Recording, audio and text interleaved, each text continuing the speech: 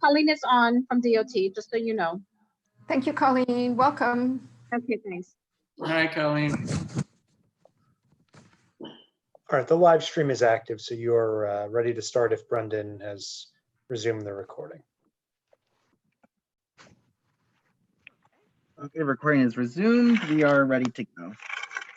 Okay, welcome to the June 1st, 2020 meeting of the CB6 Transportation Committee. My name is Sandy McKee and I'm the chair of the committee. This meeting is called to order at 7:04. Tonight we are joined by Assistant District Manager Cody Osterman and Community Associate Brendan Berth. Members of the public, you can raise any question or comments that you have through the Q&A feature of Zoom. If there is time following the committee discussion, we will field questions from the public. No one volunteered to take minutes for tonight's meeting ahead of time. However, we need meeting minutes in order to be in compliance with our open meetings law. If you volunteer to take minutes, please raise your hand through Zoom or unmute yourself saying that you will take minutes. I will take minutes. This is Philip Napolitano. Thank you. We will now take attendance by roll call. Brendan will conduct the roll call.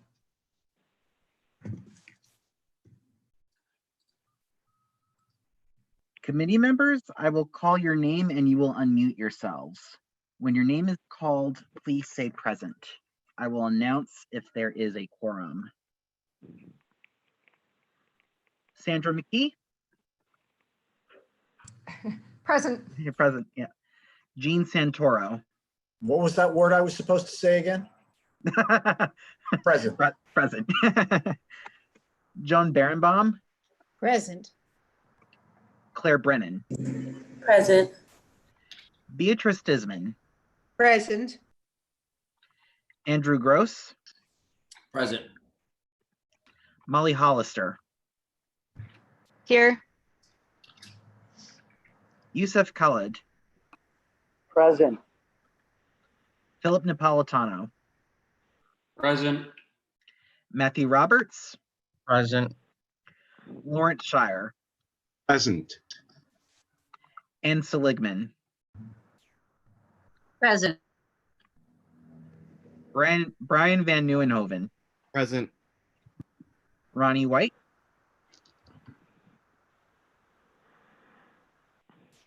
Ronnie. Present. Okay. Bob Cohen. Bob Cohen. Okay. James Wilson. James Wilson. And Raymond Knowles. Ray Knowles.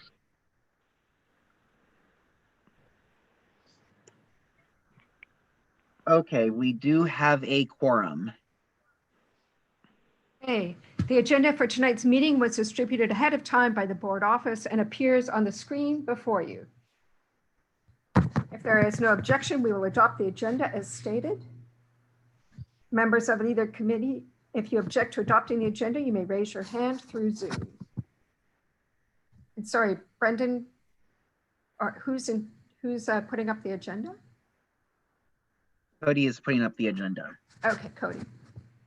I assume he's just give him a moment. The agenda for tonight's meeting is adopted. The minutes from the May 4th meeting were distributed ahead of time by the board office. If there's no objection, we will adopt these minutes. Committee members, if you object to adopting the minutes, you may raise your hand through Zoom.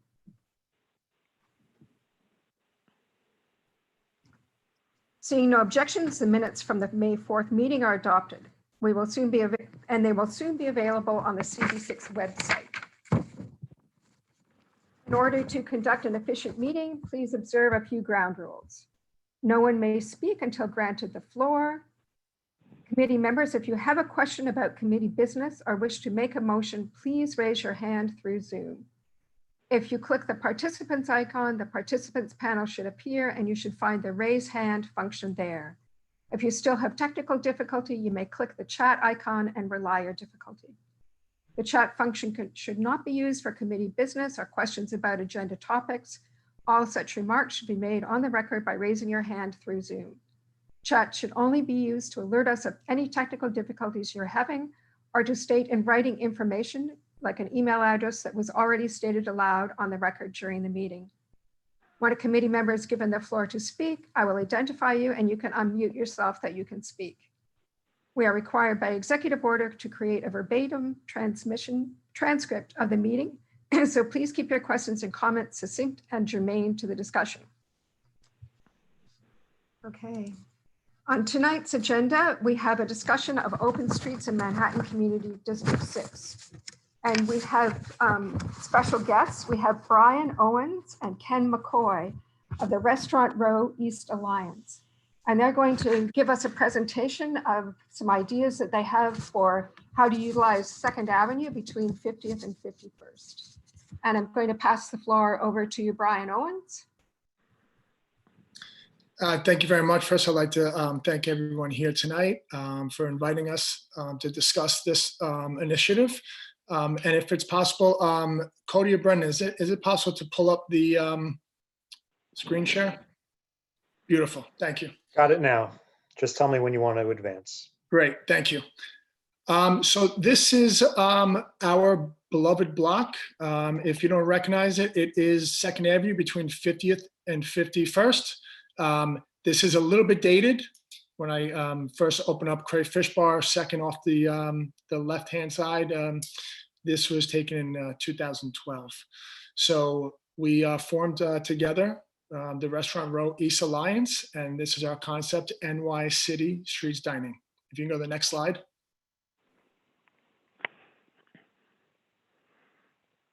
Okay, so who we are.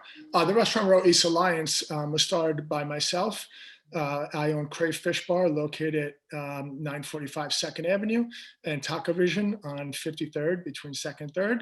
And Ken McCoy, who owns Farmhouse Hospitality, who owns 2 of the buildings on our block and 1 of the restaurants. Between the 2 of us, we've been on the building on the block for almost 13 years. So I was on the other side of the block before the crane accident in 2008. And then that was called Cray Ceviche Bar. And then after the crane accident, I reopened as Crayfish Bar, where we currently are located. Our block is very unique in a sense that we are on the west side, all restaurants and bars. Very kind of symbolic of the way the neighborhood used to look, 20-foot wide, 10 restaurants side by side. Very neighborhood mom and pop feel. Everything's eclectic. You have everything from a diner to a Starbucks to a seafood restaurant to wine bar to an Asian concept. So you have a little bit of everything. And then on the other side, you have 3 restaurants out of 4 retail spaces. So at least for this one strip right here, we are a very vibrant and food and beverage driven block. And there's a lot of vacancies in New York City. We only have 1 vacant storefront. So the block has been really thriving. And a big concern now is post COVID, what will these blocks, especially one like ours, look like in the future? So we've been working with CB6's Business Affairs and Street Activities Committee for resources, feedback, and guidance on this initiative. Next slide, please. Okay, so as most are aware, the restaurant industry has been really shattered. And you could look at it as a complete industry. You look at New York City sometimes as its own market and different than the rest of the country. But we're looking at this from 13 restaurants and the data and the conversations that we've all shared, and every single space on our block, when they reopen, has over 6 figures of bills that have been accruing, and that are vendor bills and sales tax. So the debt is real. So it's not even just about us getting back open. It's also about opening up to make enough money that we can actually pay back these vendors also. So right now, half of the restaurants on our block are open for the takeout and delivery model. If you poll the people that are, they're barely paying or are covering the cost of goods sold. That doesn't include rent. That doesn't include a lot of the other big expenses that a restaurant has.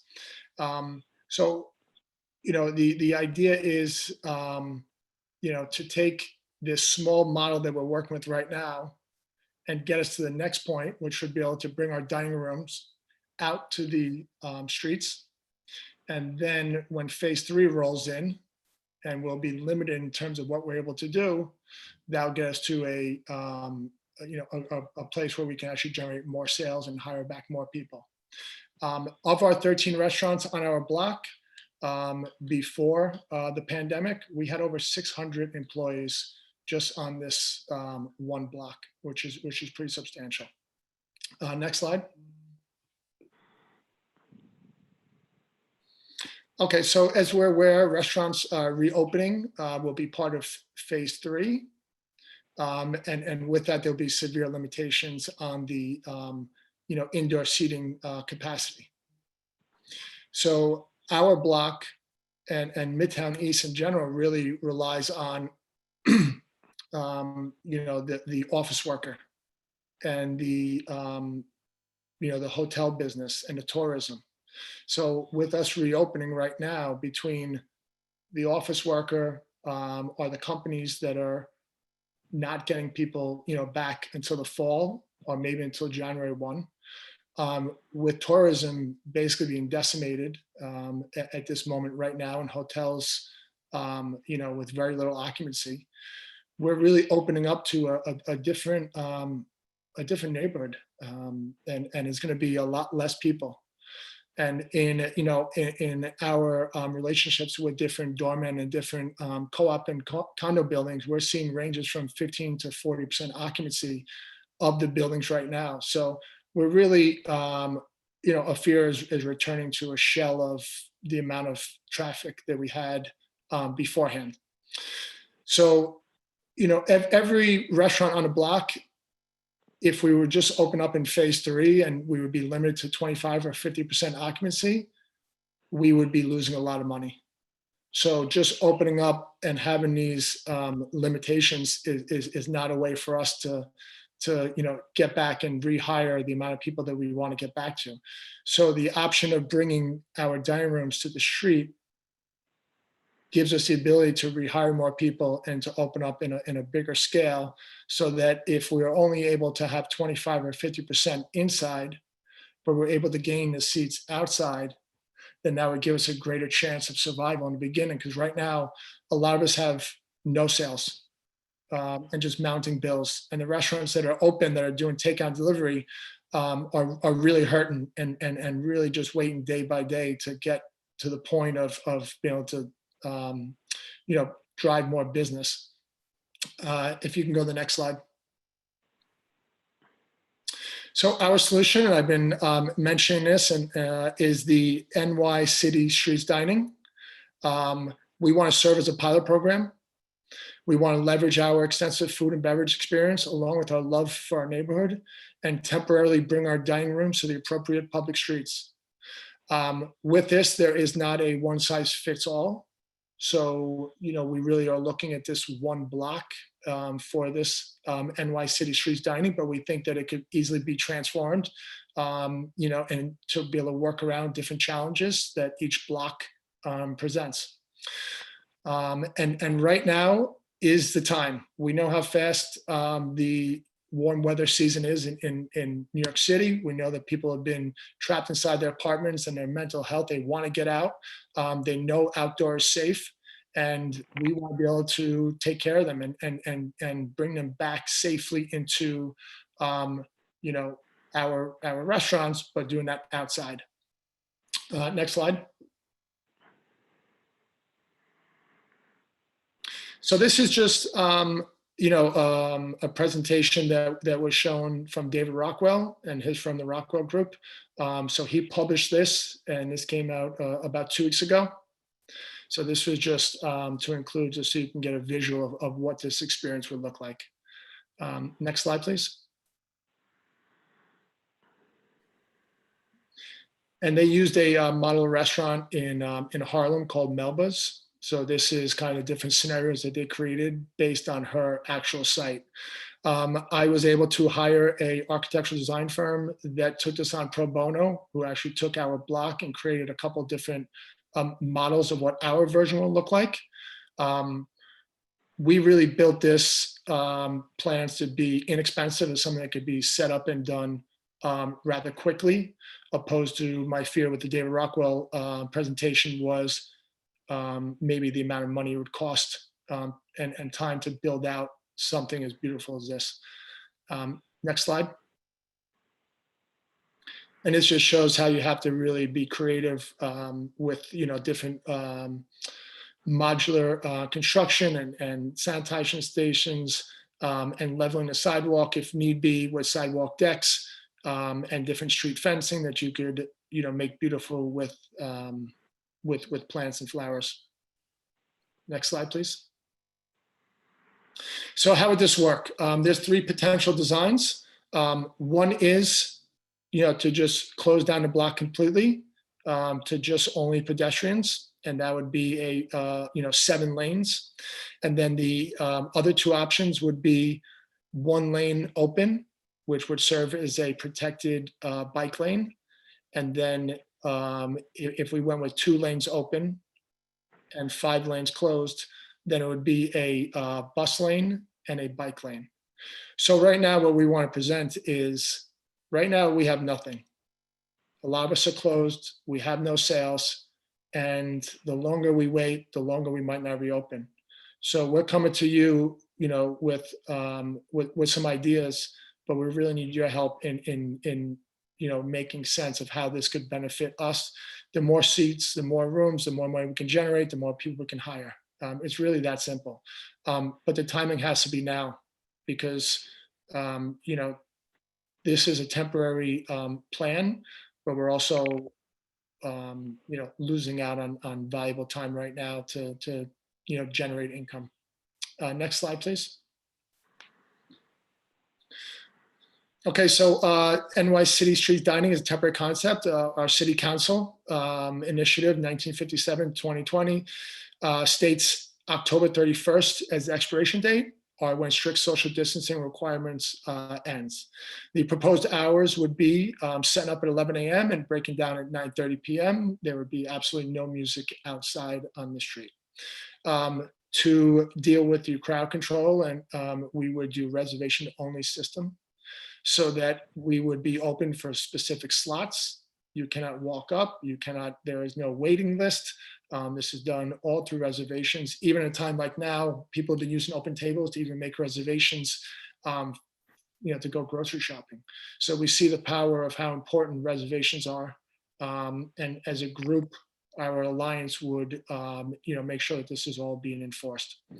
And then, of course, each restaurant would be conforming to all the safety guidelines, such as temperature checks, wellness checks before every shift. There would be sanitizing stations set up in front of every single restaurant. Our alliance would assume responsibility for, the setup of this, the safety of our workers, our customers, the social distancing enforcement, sanitation, and any other quality of life issues that would be typical of a situation like this. And obviously something like this is unprecedented. And then this plan will only work with strong and constant partnership with CB6 and our neighbors. And the Alliance is completely on board with that. We've been in this community for 13, 14 years, have been in front of the community board many, many times. We love our neighborhood, and we would work close with CB6 to make sure that this would be successful for everyone involved. Next slide, please. As small business owners, we're faced with many challenges in our day-to-day operations. We love our neighborhood, and we want to see it, pull out of it with, the least amount of vacant storefronts as possible. We want to bring people back, give people a reason to smile, and our employees are really anxious to get back to work. So if you want to take a look at the next slide. So this is an aerial view of Second Avenue between 50th and 51st. You'll see the lanes designated from west to east. And you'll see that including the bike lane, it is 7 lanes across. Next slide, please. So you have the full, pedestrian use, which would be the full shutdown of the avenue. So that's goes without saying, without seeing a plan, that's 7 lanes. Option 1 is 6 lanes for dining and 1 lane for bike traffic. Option 2 is converting 5 lanes for dining and then keeping 1 lane for bike and emergency vehicles and 1 for buses. Next slide, please. And this shows exactly how each section in front of each restaurant would be set up so that every single table is, socially distanced 6 feet. And then in a way where there's something like the 5-seat setup, that there would be a screen used to separate, which you'll see on the next slide. So you either have standalone tables or you have an incorporation of a screen that would separate you from the group next to you. Next slide, please. So this takes, example of the wine bar called Somtime, and it blows it up to see on option 1 that you could see how the seating would be arranged. And then if there was someone who didn't want to make the investment into building something with screens separating those booths, then you have the option at the bottom where people would have the standalone tables all 6 feet apart. So in one sense, you don't get as many seats, but in the other sense, the upfront investment is not as high. And we know for a lot of people right now, everyone's hurting for money. They're not really able to invest in something like this that's temporary. Next slide, please. So this shows what it would look like, the entire street with the 1 bike lane down the middle.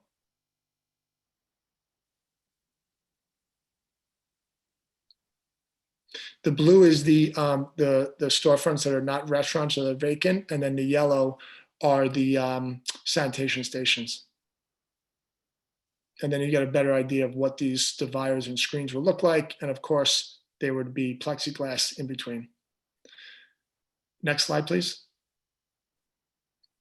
This is option 2 with 2 lanes open. So you'll see that, there's about there's less seating, but still the same, options in terms of 2 tops and some banquettes and some screens to separate. And the next slide, please. And then this is another view where you could see the bike and the bus lane open, and then you could see the different, restaurants and each seating in front of it. Okay, and I think that's it.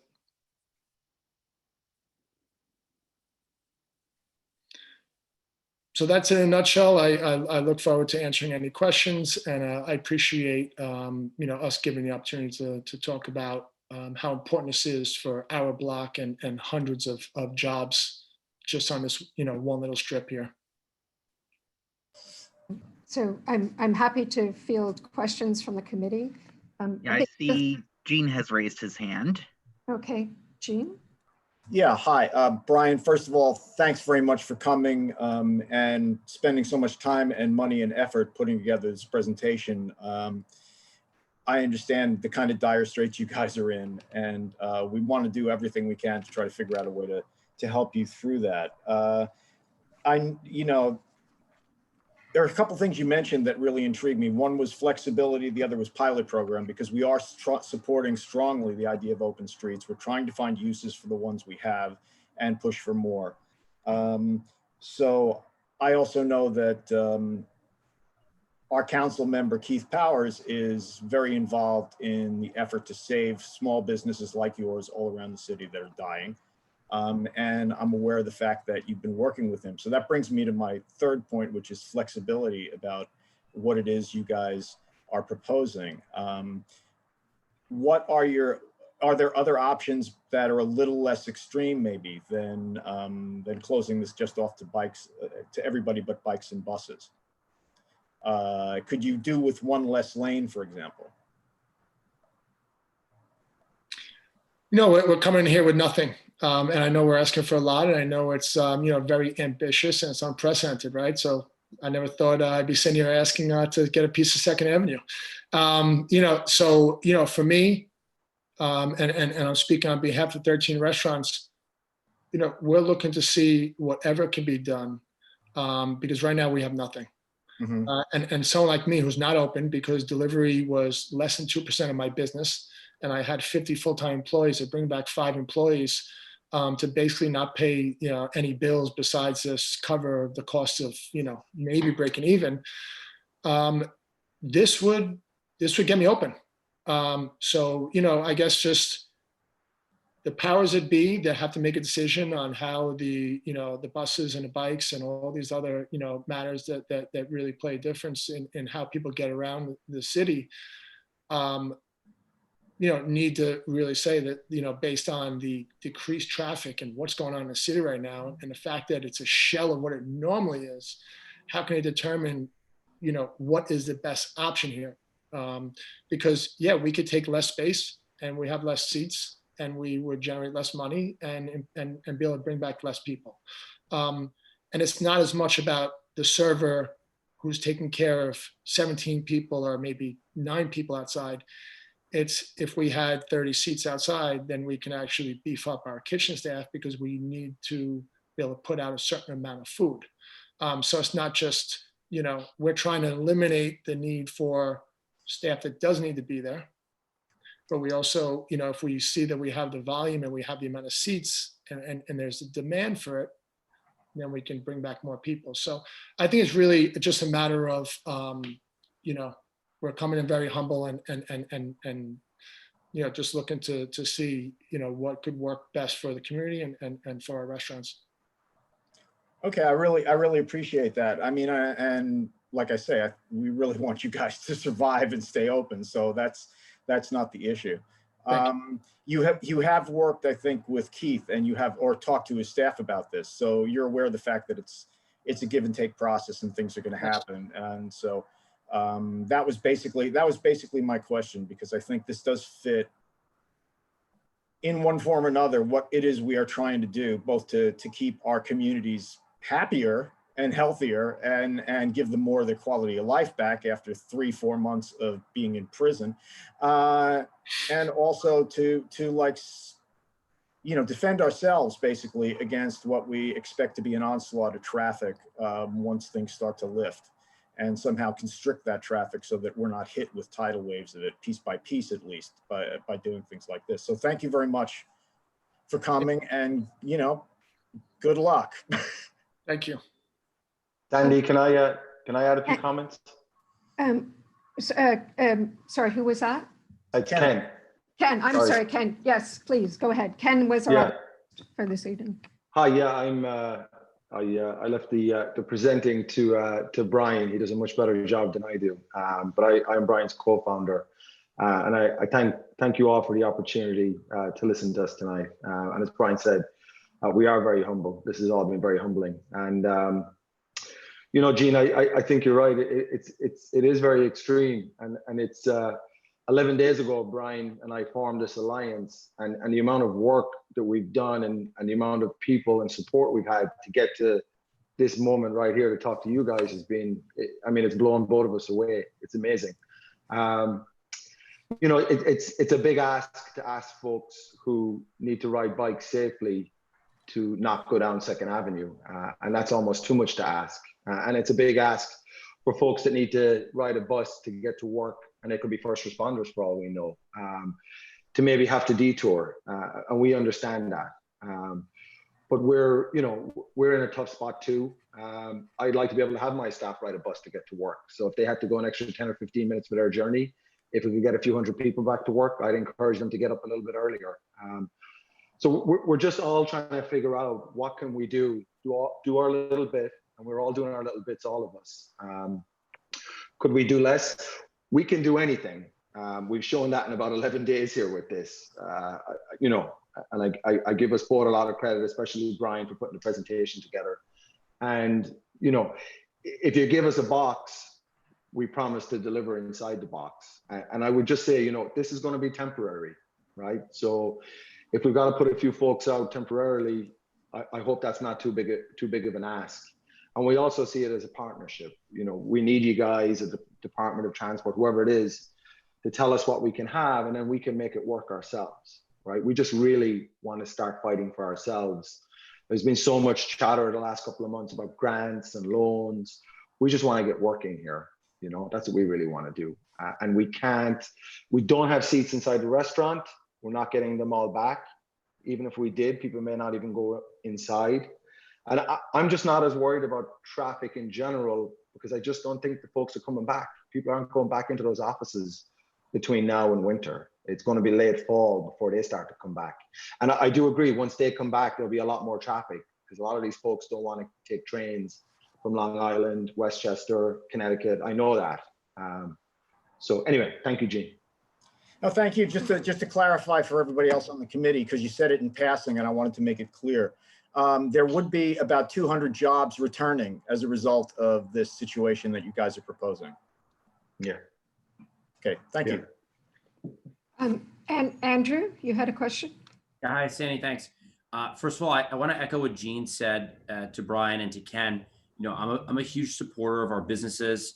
I respect tremendously what you guys are doing and what you're up against. So I certainly am extremely sympathetic, and I've been to some of your restaurants over there personally, so I respect it immensely.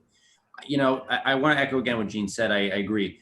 I think that from my perspective, I think the concept is very interesting, and I think that we urgently need to make some accommodation in the streets for you guys. I think that the way that this looks now is not workable. You know, I wouldn't support it as it looks now, because I think that we have to keep 2nd Avenue flowing in some way. I think that to sacrifice a bus lane and have the buses go into the street is something that can be done. I just don't think that even with the reduced traffic, it's a smart or safe move to restrict the flow like this on a main thoroughfare like 2nd Avenue. What I would say, and it's something that I had looked at over the weekend, Sandy had sent around requests, you know, to look at streets that we could shut down. I think that doing this on a side street, shutting down side streets, again, strong emphasis on temporarily. I do not believe in these things being permanent, but if you want to shut down side streets, I think that's very workable. And so I think a question I would have is, if you guys, let's say hypothetically, the Department of Transportation said, we're not going to shut down 2nd Avenue because it's too chaotic, but we would shut down one of the side streets, and we gave you a zone, and your waiters, you know, could come and bring the food, you know, to that designated area on a side street. Is that feasible? I mean, is it possible for you in that scenario? Yeah, I think that, you know, think about delivery, right? And think about, you get your food delivered and how it gets picked up and thrown in the back of a bike, and, you know, it gets brought across town. And sometimes you order from one restaurant, but they have two, and it gets sent from the one further away. We can figure out with technology how to get that food a block away, right? So I'm not worried about someone ordering, you know, on a side street and then getting the food to them. It might take a little bit longer, but I think everyone is happy to support a restaurant directly and not go through a third party that's marking up everybody. Yeah. And I think that, you know, Ken and I, we surveyed all the side streets, and we looked at, you know, unfortunately, this is not a perfect situation. Every block is different. Every block is made up of, you know, big box, you know, retailers, a ton of vacant spaces, construction, you know, you name it. So for us, we had to stay focused on, you know, the interests of our block and the 13 restaurants and the hundreds of employees. When you look at certain side blocks, they have parking garages, for example. And we realized that, you know, we're not looking to shut down any business. We're looking to open up businesses. So there were certain side blocks between, you know, on East 50th Street, between 2nd and 3rd, there's a lane shut down for 17-story high rises being built. You know, on 51st Street, there is that parking garage.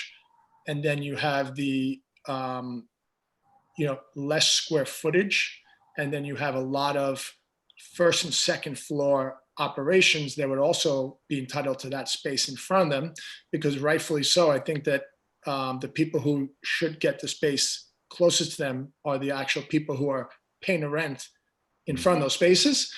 And then a big concern is most of the co-op and condos have their entrances to their buildings on the side streets too. And we thought that that would be maybe an issue for them. Yeah, I mean, listen, I think all these ideas are worth looking at, and I want to make sure everybody gets a chance to speak. Sandy, if in my sort of summary of this, I think that I wouldn't support this on an avenue.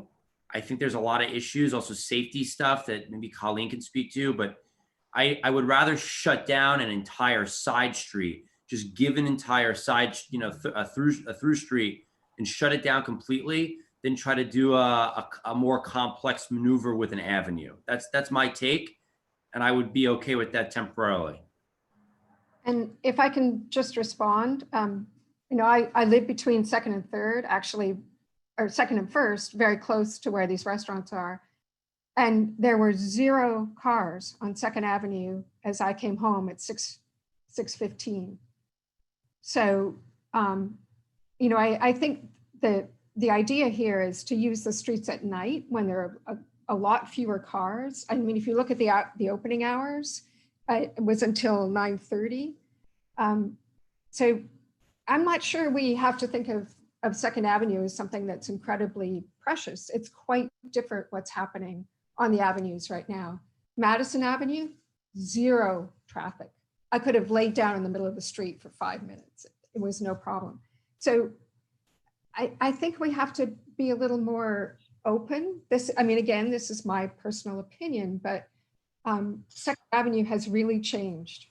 So let's go down the list. Philip, you also had a question? And I should also note that B has her hand physically raised. Okay, sorry, B, we've got a few lists. Yeah. Let's keep. Yeah, just add my name to your list because I can't get the hand raised on my computer. Okay, will do. Yeah. Thanks, guys. So thank you for putting in the effort into generating these ideas to how to get some restaurants and employees back to work. My question is impacts the transportation and the flow of pedestrians on streets and sidewalks, as well as the feasibility. If some businesses are are out of work for 2 months, maybe longer, did you explore any options that would be a little less costly than building out these temporary divisions? And to that end, did the bill that was introduced in City Council, did Department of Health and Mental Hygiene entertain the idea of perhaps temporary divisors between tables?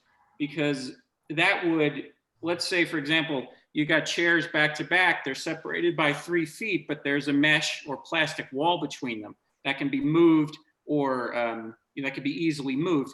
You could maintain social distancing and having people not necessarily speak into each other's faces while maximizing the space on the sidewalks of the streets.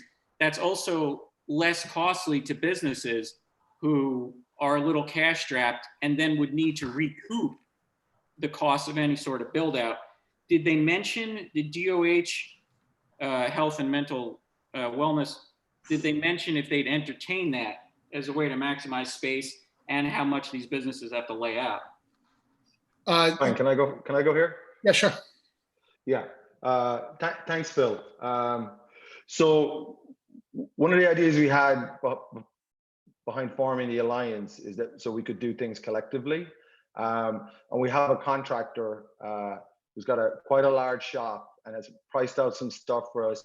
And the idea is that we would get it all done with the same guy, which would lower the cost and make everything more affordable. But there are options within everybody's demised area where they can, have a lower investment maybe for week 1 and use 6 feet social distancing to get up and running. And then maybe week 2, once they have some funds coming in, they could use the dividers, which are also low cost, are made of wood and plexiglass, so that they can get some more tables in and use the dividers to create social distancing. So we've given that huge consideration, and nobody in the Alliance is going to be prevented from getting tables on the street. You know, the good news is we all have a lot of tables that we can't use. So we got a lot of furniture that's ready to go. But part of the Alliance is that we all help each other. So, and Brian and I have talked about that extensively. And the Department of Health, we haven't got a lot of guidance from the Department of Health, but everything that comes from the CDC is the 6 foot. So in terms of tables without protections, it's 6 foot. All our staff would be masked. We would ask our guests that when they're moving around, either to be seated or to leave or to go to the restroom, to wear masks. And then to the extent that we can use dividers that would cover, you know, a certain number of feet above your head, we will use those. I hope that answers your question, Phil. Anne, you had your hand up. Thank you. You have to unmute, Anne. Hey, so I am the first to be incredibly resistant to anything that is private businesses using public space. But this is obviously such an extreme situation and such an unusual and, you know, unprecedented situation that I think we really just have to support you. We have to find a way to make this work. I have a couple of questions about it.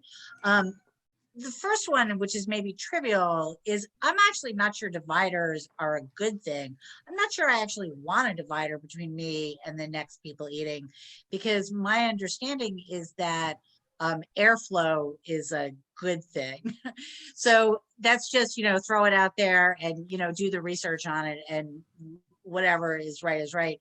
I guess my second questions, or my 2 other questions, are sort of about what your assumptions are for your business model. And this is your business, not mine. But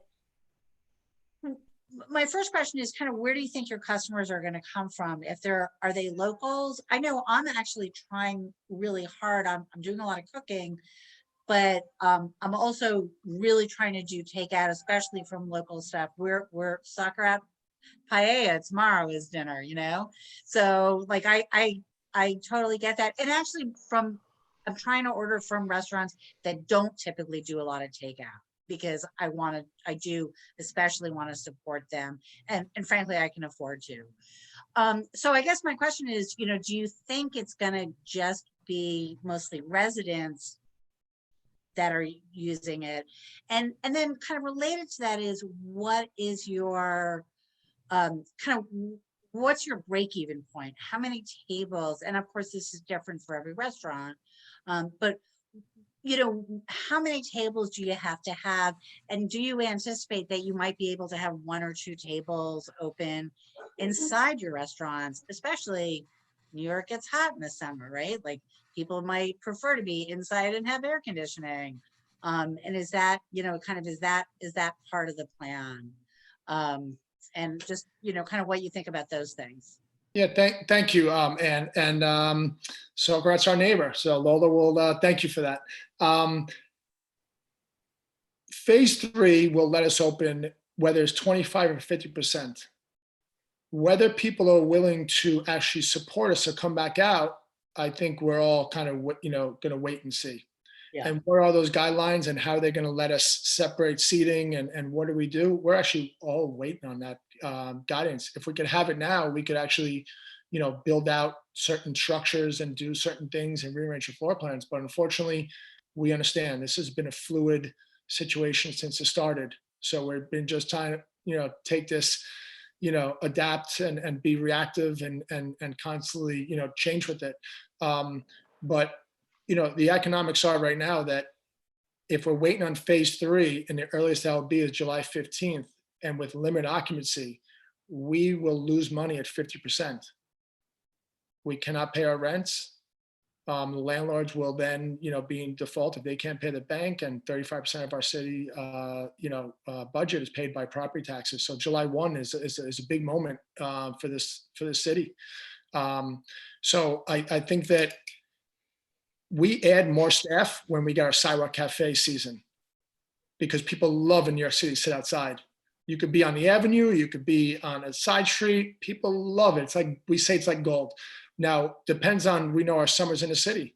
Sometimes the summer starts late, sometimes it's just August, it's too humid, or people are already out of the city because they want to get away for a couple weekends before, you know, people go back in September. So I think that we would hope that this would be people who live close by, that still have not left the city. We hope that this would be, you know, part of the phasing back in of industries coming, you know, walking down the block. We don't expect tourists to be enjoying this. We don't expect out-of-towners to be enjoying this. So we really think that this is something that's going to really be driven from, you know, really our neighborhood. Okay.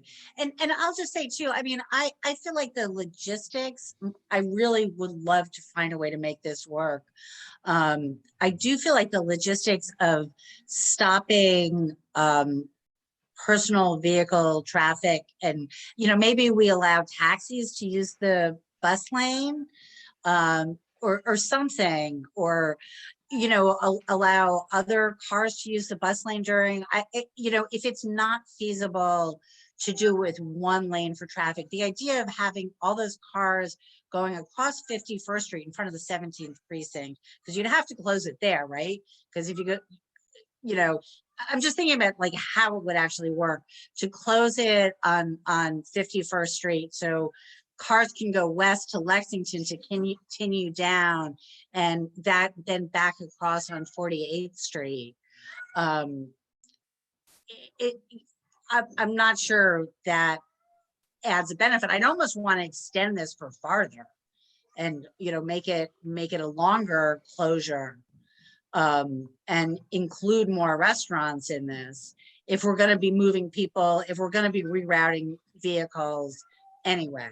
So that's my final thought. I agree. And I think that that's, you know, we're looking at this one block, but beyond that, if it's determined that we need to, you know, close off a certain amount of blocks based on rerouting of traffic, then it makes sense to include everyone. Look, I've been, you know, I'm born and raised in New York City, and I spent my, you know, half my life in traffic, and half the time I don't even know why. So we've done it for big developers. We've done it for street fairs. We've done it for a lot of reasons that are not as strong as this. So I think that it's an inconvenience. Yeah, this is all inconvenience. But I think that if we make this the reality now, when people come back, this is just another detour that people are used to doing when they're in their car. It just encourages people more to, you know, to not drive. And we have Larry and then B. So after Larry, he had his hand up. Go ahead. I agree that we should pursue a policy that will discourage use of personal vehicles, even though there will be some people who may prefer to take their personal vehicles. This would disincentivize that. I like the idea of having outdoor dining, and our board supported a pilot program that was tried a few years ago, which involved a few locations in the district where there were physical setups in the street. I remember one outside of Le Pont Quotidien near 3rd Avenue. And those were not permitted at that time to be so directly connected with particular restaurants. And it might, in your case, work out better if they are, and if your restaurants have a more a direct responsibility as the day or the evening goes on to servicing those tables. Now, I have a suggestion with respect, just a very small suggestion, and you may have already thought of it, but that your waiters should have maybe on their belt a hand sanitizer for customers, as well as face masks. Let's say somebody wanted to go to the bathroom and they they broke theirs, or, you know, and it would be a nice little convenience, not particularly expensive in the overall scheme of things. But I do have one question, and that is a very practical one, and I'm sure it will be the bane of your existence. What happens if a squall comes through and people are out in the middle of the street, and if this dining area is at some distance from the restaurant? How would you conclude business? Would you charge in advance? You know, because you may have your customers fleeing. Thanks, Larry. I can grab this one, Brian. Thank you, Larry, and great suggestions. You know, we have a lot of different options for how we provide sanitizer. We're also trying to get a handle on being able to supply masks to those that don't, because that's important. And thankfully, pricing is starting to come down on the masks. So that's definitely something that we can offer. Like you said, if somebody just forgot theirs or lost theirs or it snapped off. I think the important thing for us is to ensure that there's a standardized safety. You need to have a mask to go inside, to go to the restroom. And that's a policy. Getting somebody who's a customer a mask so that they can do that safely, of course we're going to do that. You know, so, you know, thank you for bringing that up. And, you know, we have a lot of different options. We're trying to embrace technology as much as we can. And there's a lot of different technology options where you can secure credit card payment in advance. And you can have contactless payments, contactless ordering. We're not saying that we're doing all or any of this, but we're hoping to do some of it / all of it. We want to embrace this as much as we can. I mean, to the extent that, you know, when you're operating something that's probably going to be 100% of your revenue outside, and when you're going to have, so that's funny, that was actually my tenant, sorry, my phone rang there. That was my tenant, Lolo, at Soccer that, who said they like going to Soccer and so apologies there. But yeah, I mean, we're going to have to keep a very close eye on weather. Having somebody's payment and making sure that we don't have a mad dash from the dining area are kind of two separate things, but equally important. And I would imagine if we were expecting really bad weather at 7 o'clock on a Friday, we're probably going to shut it down a little early and not build it up so that there's you know, a flea. But we're going to use technology to secure payments for sure. Yeah, that answers your question. Yeah. And B, you had a question? Yes, I did. So I want to first say I certainly understand what your industry is suffering. And I think we also want to be very creative in helping the industry come back to life. You know, I've lived in the neighborhood for over 40 years, so I certainly am very familiar with your block. But shutting down a major avenue like 2nd Avenue to the flow of traffic, when people use 2nd Avenue also to get to some of the doctors that are at NYU, to get to the hospitals. I think Anne actually had an idea of maybe allowing taxis to integrate with the bus lane or certain cars. I would support something only if there was a way of some cars actually going down that street.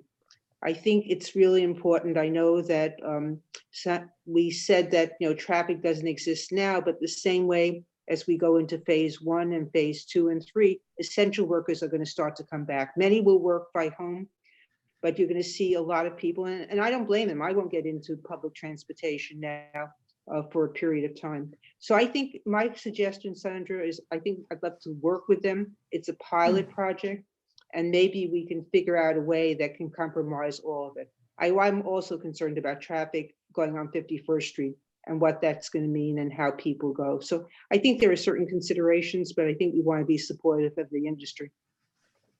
We respect that and thank you. And that's what we're here for. You know, we're here to understand the concerns that you have and try and make the most sense that everyone here feels good about this. And that maybe other community boards could adapt, you know, what we put together here. So for sure. Yeah, I just want to say, and I think very similar to kind of what Andrew said earlier, is like, we understand what the reservations are, and you make very valid points, like, you know, somebody who needs to get to a doctor maybe on a doctor's appointment and getting down that same lane. I think what we're hoping for, and this is all very new to us being here in front of you guys in this format, but what we're hoping for is we just need your support tonight, right? We need a positive support from you guys. I think there's probably more ahead of us, whether it's, maybe I'm naive here, maybe I don't know enough, but it might be with the DOT, it might be with the city council, to kind of figure out, okay, yeah, definitely we need another lane here for taxis or for, first responders or whatever it might be. But I don't want us to get held up by getting to the people who can really help us make these final decisions so that we can get this opened. More than anything, it's just to know that we have your support and that we can take any feedback that you have like that and bring that to whatever the next stage is.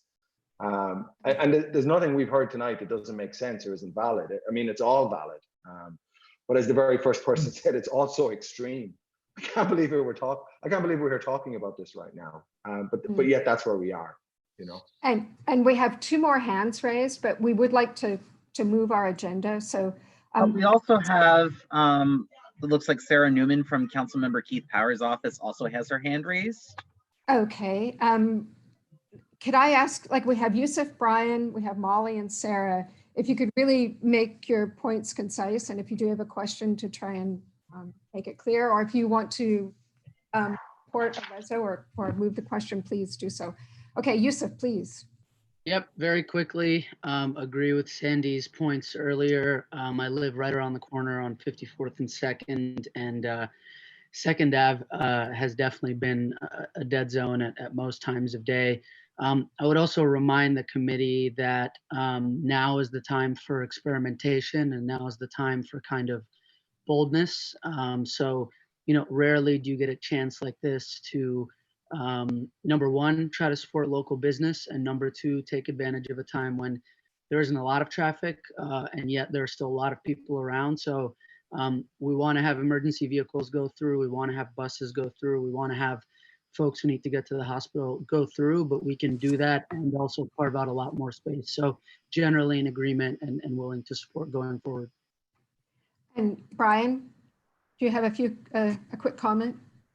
I have a comment. I need to make 2 points. They're pretty substantial, but I'll try to get through them quickly. I am a frequent tourist to Montreal. I go about once a year. I've been there every year since 2014. I don't know if anybody else in the committee has been up there. They have a pretty nifty system up there where it's a city that's laid out like ours. It's very old style European. Some of their districts have cobblestone streets, etc. They're Canadians. They're Canadians. That's a huge difference. That's a huge difference. But they also have fast-moving, wide avenues in places. They obey the rules. Yeah. Sorry, go ahead. A lot of restaurants are allowed to have a seating box outside that takes up lane space in the roadbed, which is on the opposite side of the sidewalk that's in front of the venues.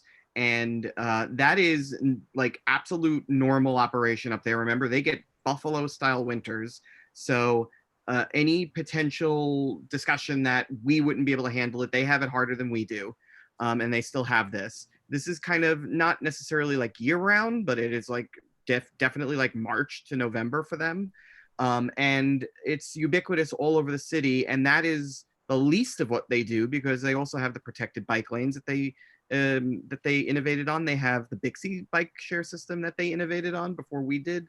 And they also just close off entire avenues for neighborhood festivals for weeks at a time in that city, and they function. Yes, there are a lot of people in the outlying areas of Montreal that are not happy about it, but they have a much different neighborhood government system where they have individual neighborhood mayors that implement this stuff, and they don't have to listen as much.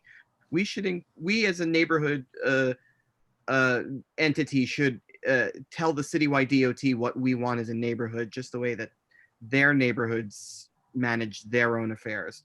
The other thing I was going to mention is that I have mentioned this possibility of this happening to a number of local residents and New York City residents because they were concerned about what was going to happen to the restaurants. I have gotten almost universal support for taking roadbed space and converting it for temporary seating for restaurants through the rest of the pandemic period. And I think we should move on it quickly. It is not experimental. It has been done in other places, and we need to see results from DOT on this soon. And Sarah Newman from Keith Power's office. You had your hand raised. Sure. Yeah, I'm not sure if everyone can see me on video, but if you can hear me, that's fine. So yeah, so Ken and Brian came to us about this as well, and I want to thank them for coming to our office, for coming to you guys with this idea, and for being willing to work on it, as a partnership. Just wanted to quickly say that, Councilmember Powers and I are certainly supportive of this idea, and also recognize some of the concerns, particularly about how buses would be affected, how bikes would be affected, and making sure that there's at least some traffic flow, that continues to be allowed. And I would definitely urge you, if you have those concerns, to still move forward in supporting a broader resolution, even if that's not supporting, the exact plan here laid out today, supporting a broader resolution, in favor of some version of this plan, urging DOT to take it seriously, to prioritize this location, and to find some way to make it work. It seems like, what I'm hearing from committee members is that everyone wants to find a way to make it work. Our office certainly, shares that goal. So appreciate everyone, bringing these ideas and listening to it and giving feedback as well.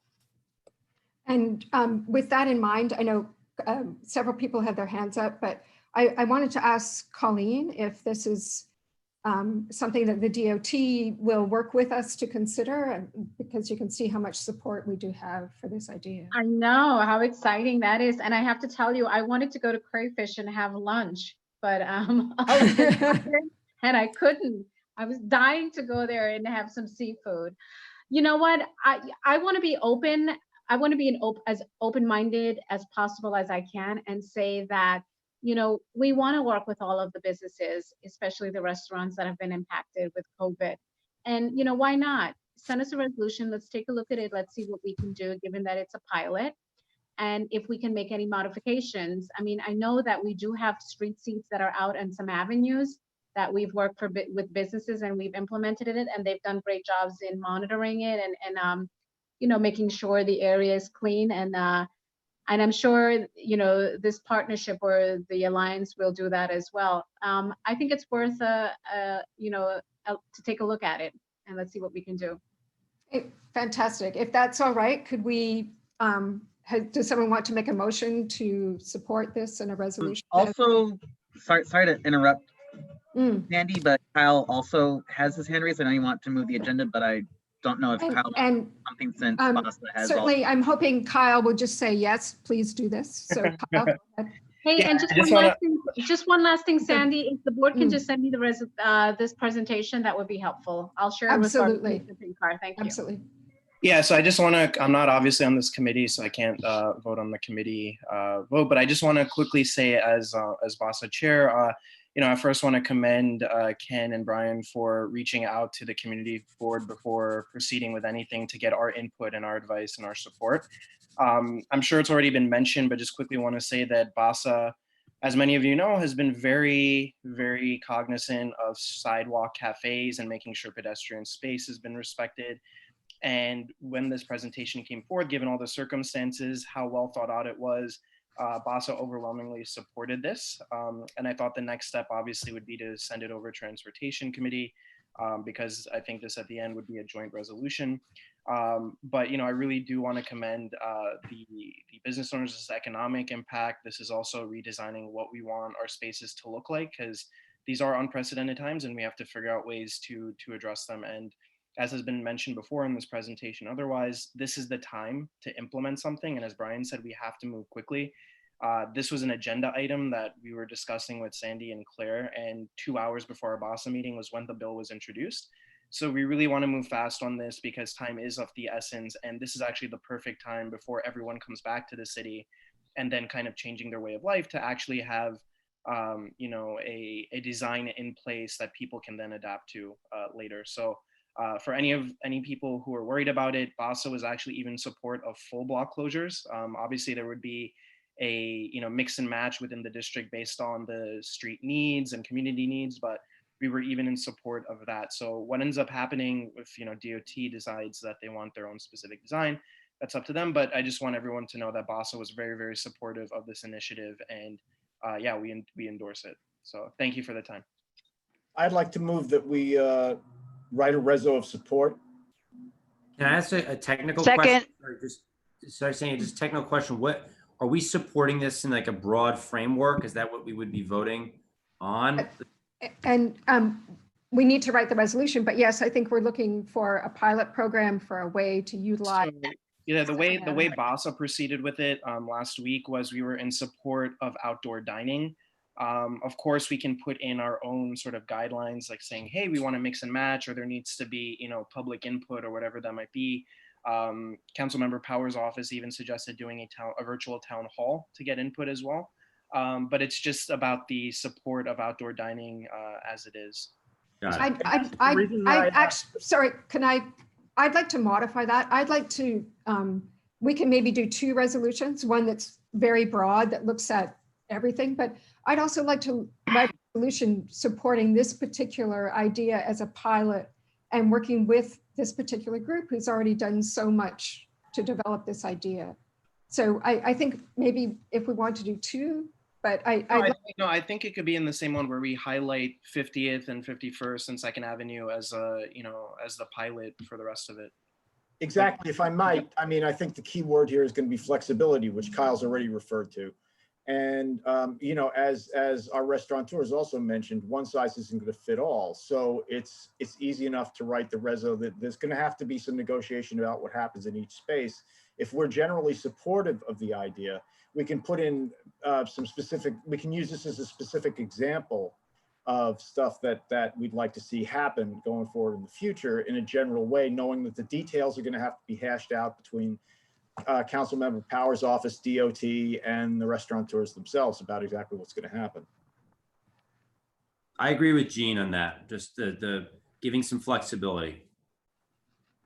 Okay, so we will now take a vote on support of. Wait, can I ask? My understanding was that there was going to be a joint reso with BASA. Is that not the case?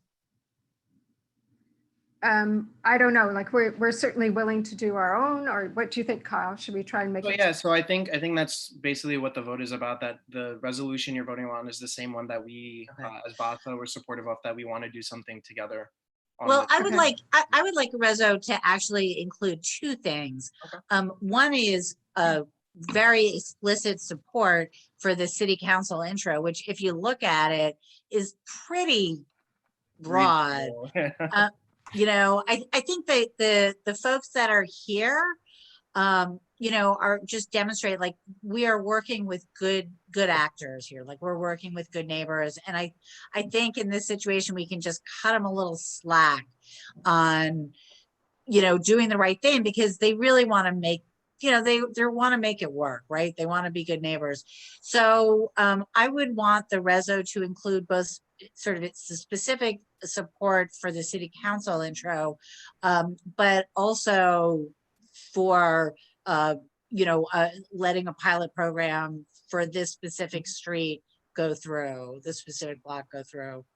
I think that would accommodate both of our goals. So could we then now vote on a resolution in favor of those two aspects of open dining with some of the concerns that we've talked about, but also support of this particular group as a pilot project that could be used in our community?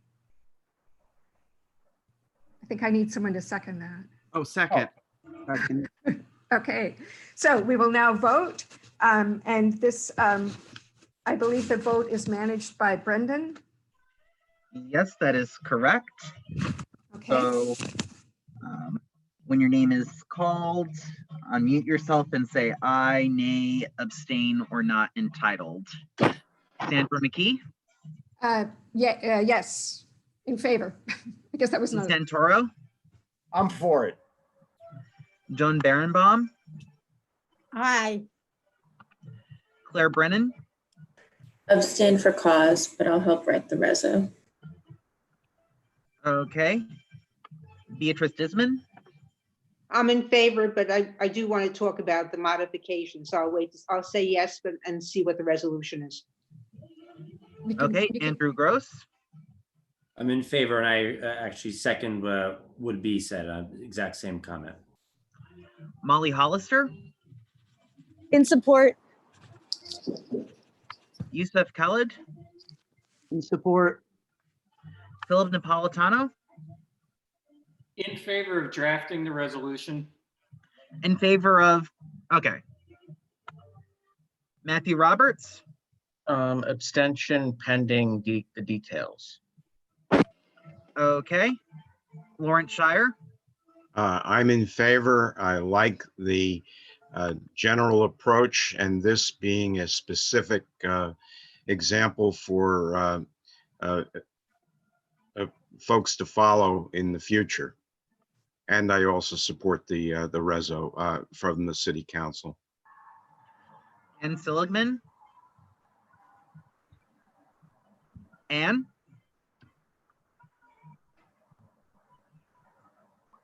Unmute. Yeah, sorry.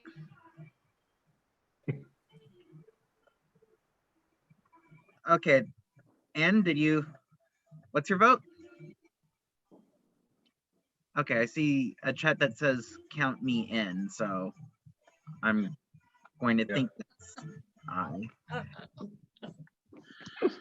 Brian Van Nieuwenhoven. In support. Ronnie White. Ronnie. In support with revision.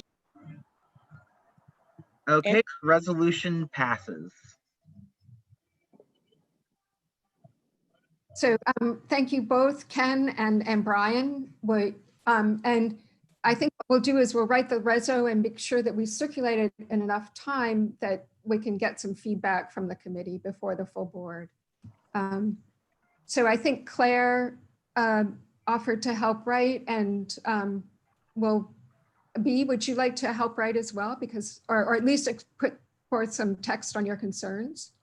Yes, I would love to work with Claire to put it together. So she and I will talk. Okay, thank you so much. I just want to mention, Thank I put it in the chat, but I said, I can start with the reso, and I can get a working group going together so everyone can organize their thoughts into something. But Boss already has like a framework, so we can just build off of that. Let's let these two put something together first, and we'll send it to Basa. How's that? Just We already started, but yeah, okay. Okay, we'll fight about who does the right one. Fine. Okay, but thank you both. Full board is it next week? Wednesday? Yes. The next time when we will discuss the issue. So great. Thank you very much. All right, we're gonna go. Thank you guys so much. You're welcome to stay.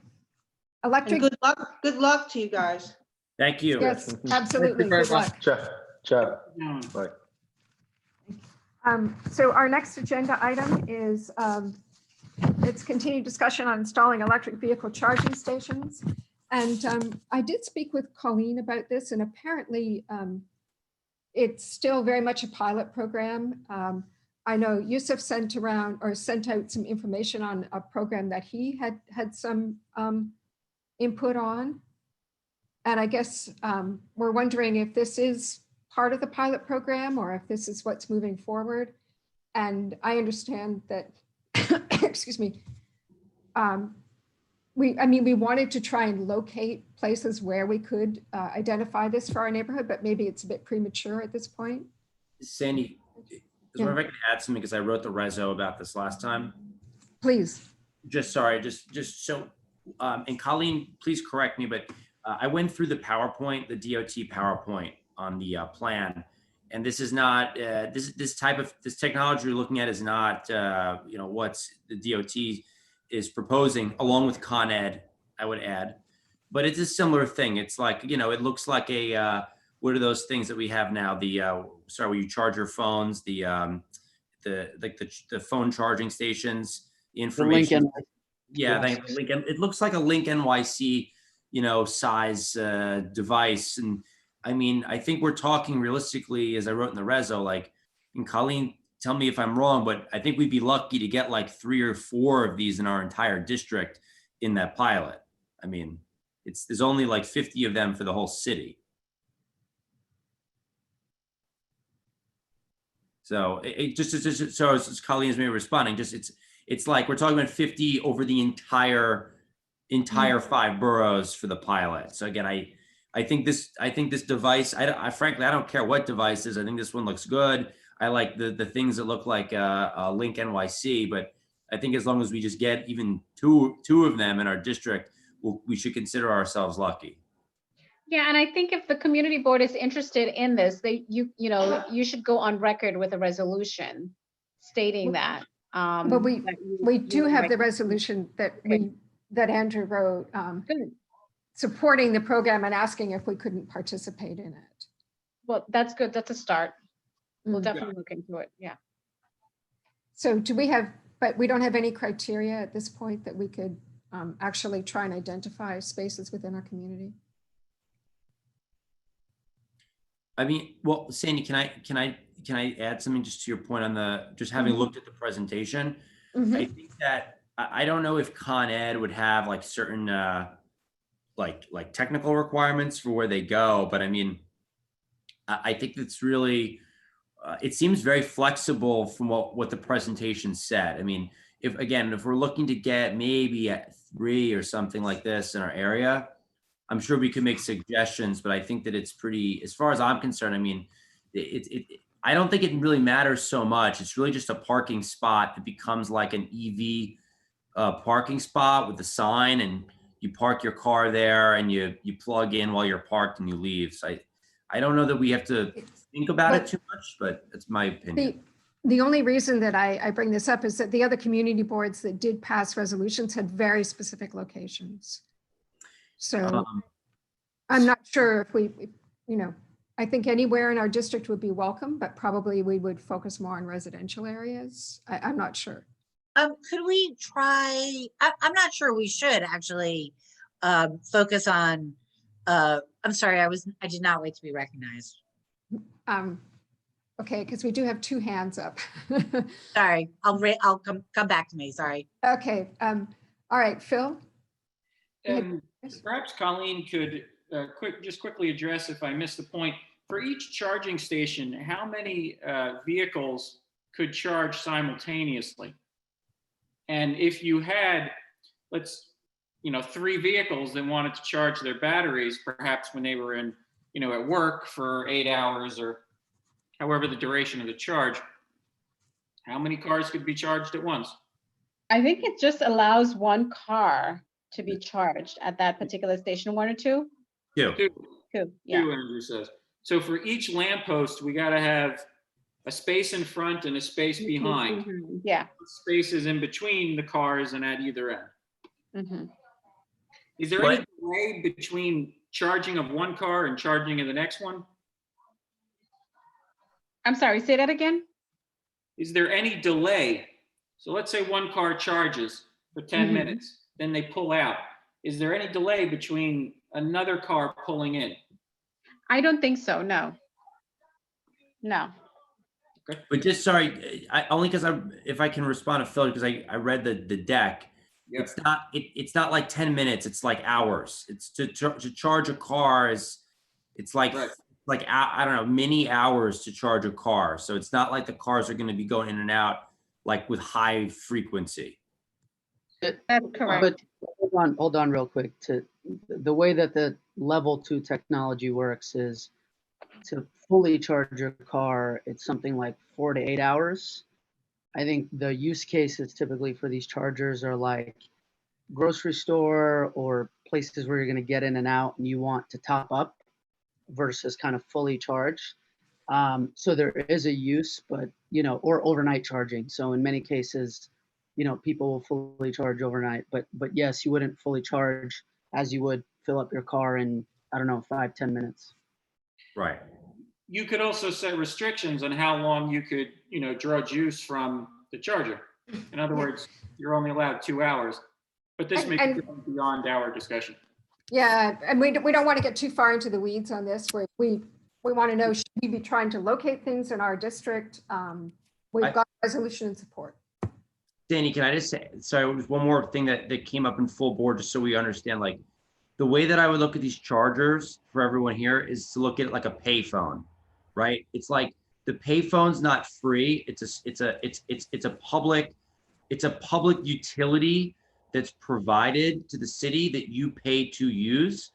And it's, you know, it's the same idea. It's like installing payphones. It's like you still got to pay to use it, but the city is giving a courtesy that they're going to pay to put the payphone in. I guess it's just important to understand the economics of how this is designed. Okay. Larry, you had your hand up. Yes, my question relates to the hardware. Not so long ago, we had a whole series of parking meters on various streets, which might demarc where various charge stations could be theoretically located.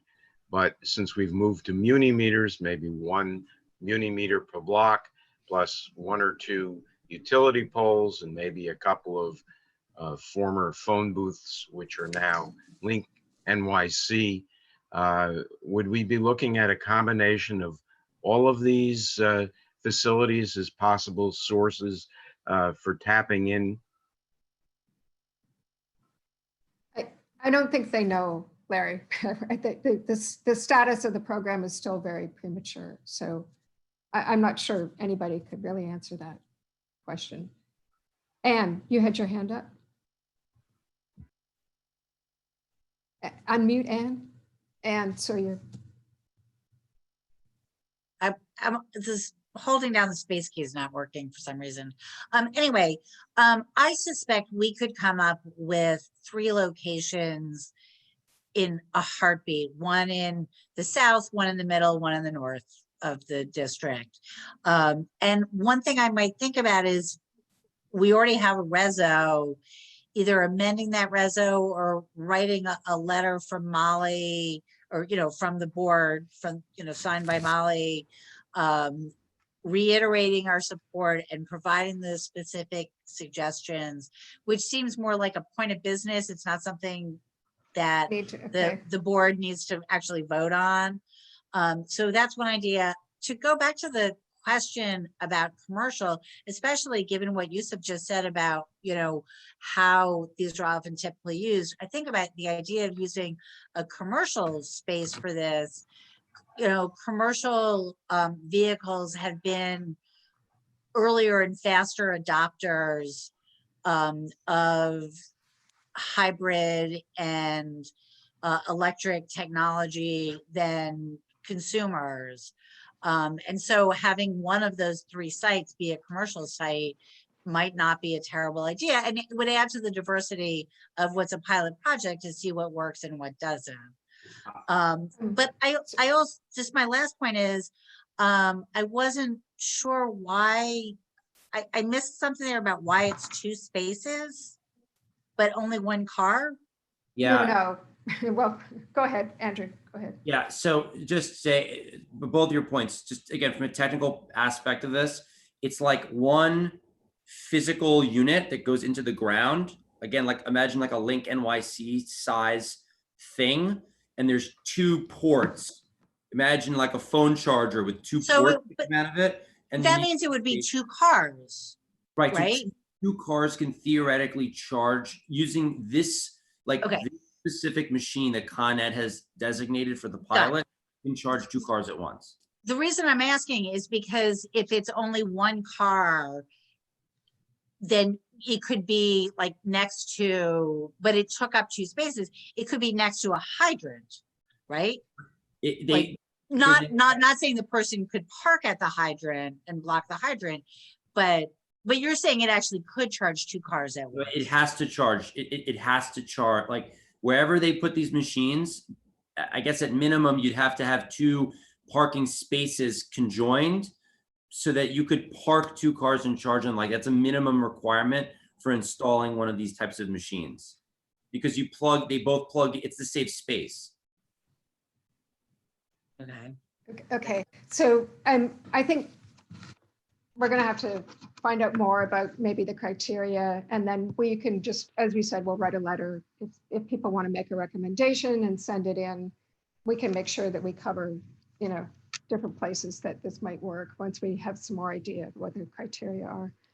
So just moving our agenda along, the report from the Department of Transportation. Colleen, anything you want to report to us tonight?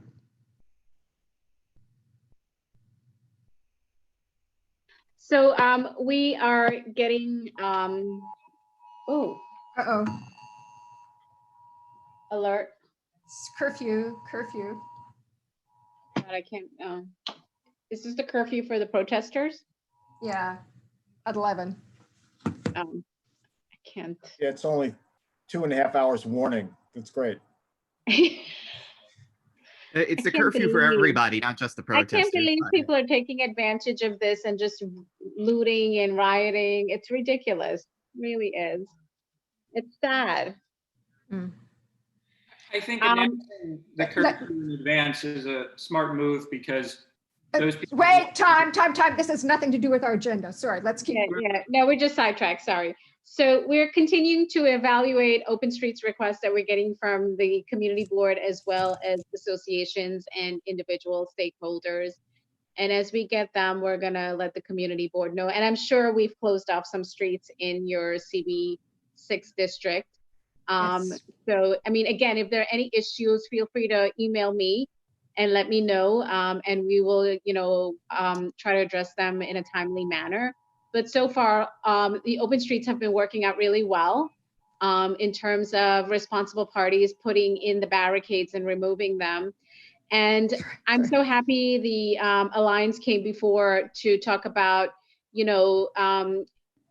having that additional lane for to help with their restaurant and the businesses, because we have been working with some other business owners in other community boards as well to address this, to help with, providing the services that they do. And most of them have been, or the locations have been side streets, just so you know. And the owners are really grateful and the community boards are really grateful. I know CB4 had sent us a resolution with some of the business owners who are interested in doing that. So we will be working with them. So once we get that resolution from you, we will take a look at it and we'll let you know. But other than that, I don't know when we're going back to the office. Some of you may not even know that as well. But we continue to do our milling and paving. We have inspectors who go out there if there's a complaint about, a construction site or a loose manhole cover. We have inspectors who are going out there inspecting the sites.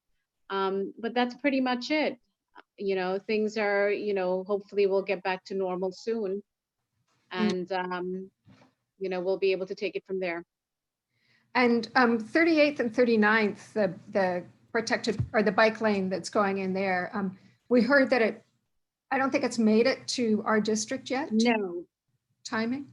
It hasn't. It should be in your area maybe by within the next week or so. We are working, in CB4, working our way in, started there and then coming in your working further up to where you're at, your district. So thankfully, that has been working out really well. The barrels have worked out really well. We did get complaints from a few residents who are saying who's responsible for putting back the barrels if they're missing, and of course it's us. So any complaint we get, we'll go out there and we'll restore the barrels back. So yes, within the next week or so, we should be in your area, okay? Okay. I think I have to go stop the beeping. So do we have any new or old business that we'd like to bring up? Danny, Andrew?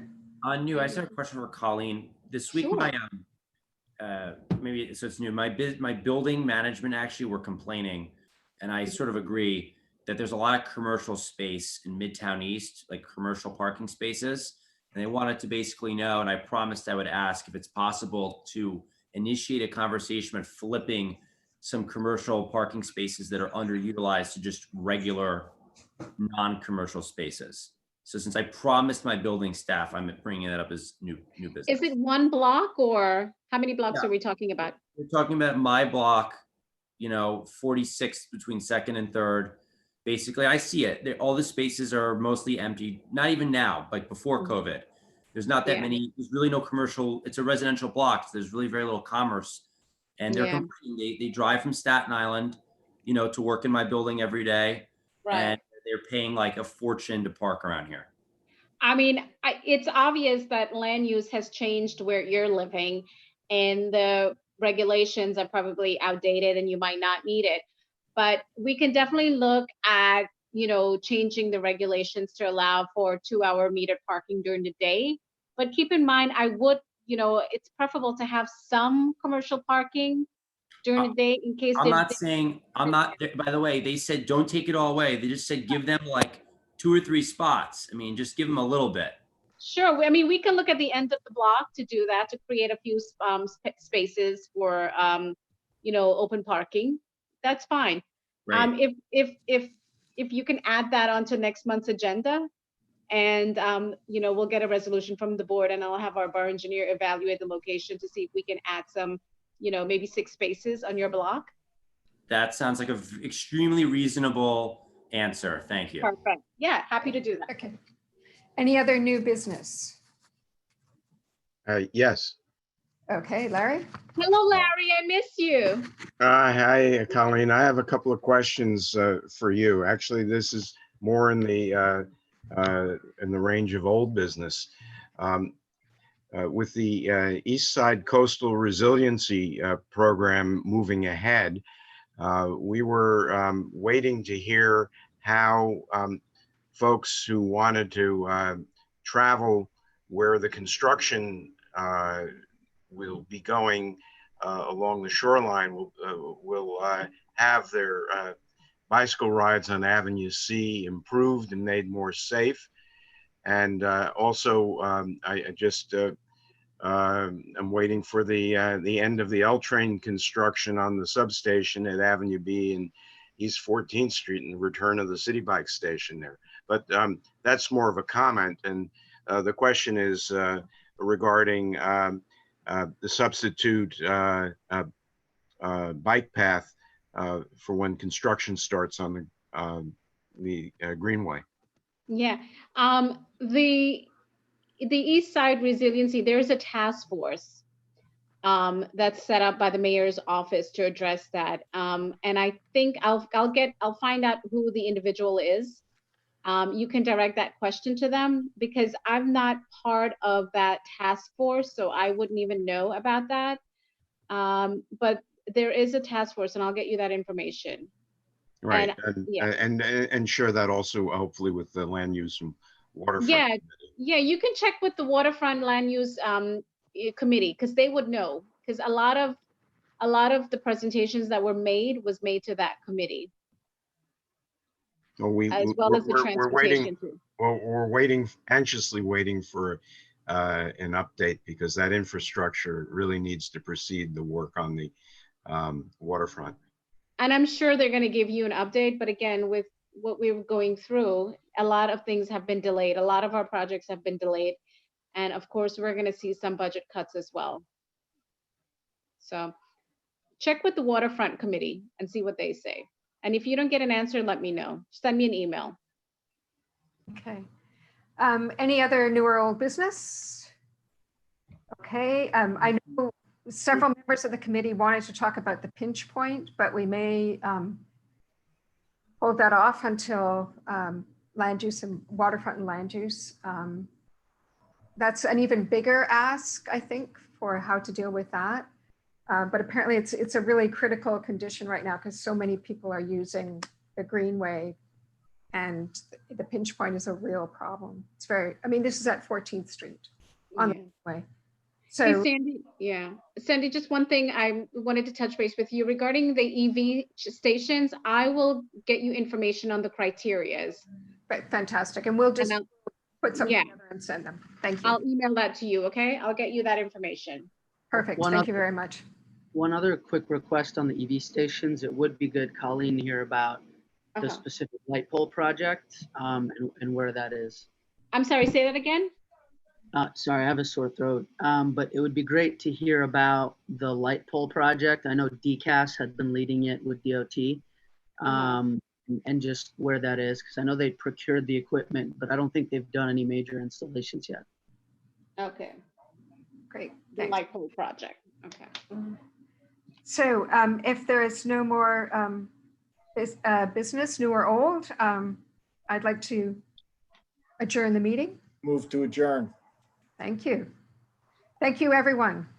And we'll send around the resolution and look for your feedback. Thanks so much.